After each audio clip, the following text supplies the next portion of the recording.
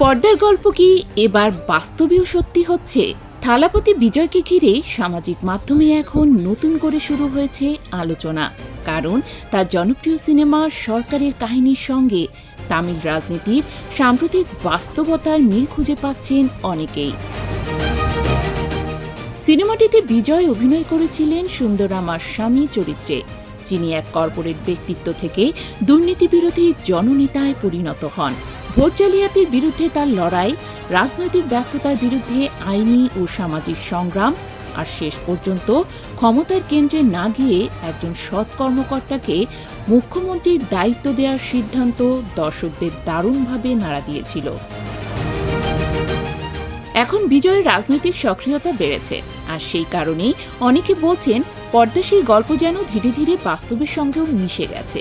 সামাজিক মাধ্যমে ছড়িয়ে পড়া নানা পোস্টে সিনেমার ঘটনা প্রবাহের সঙ্গে বর্তমান পরিস্থিতির তুলনাও টানা হচ্ছে। দক্ষিণ ভারতের বিনোদন অঙ্গনেও বিষয়টি নিয়ে আলোচনা চলছে। রজনীকান্ত, ধানুষ, রশ্মিকা মান্দানা এবং এ.আর. রহমান নানা সময়ে বিজয়ের রাজনৈতিক পদক্ষেপে শুভকামনা জানিয়েছেন।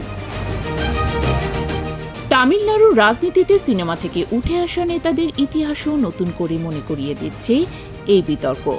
এম.জি. রামচন্দ্রন আর জয়ললিতার মতো নামগুলো সেই ধারার সবচেয়ে বড় উদাহরণ। তাই বিজয়ের ভবিষ্যৎ নিয়েও কৌতূহল এখন তুঙ্গে।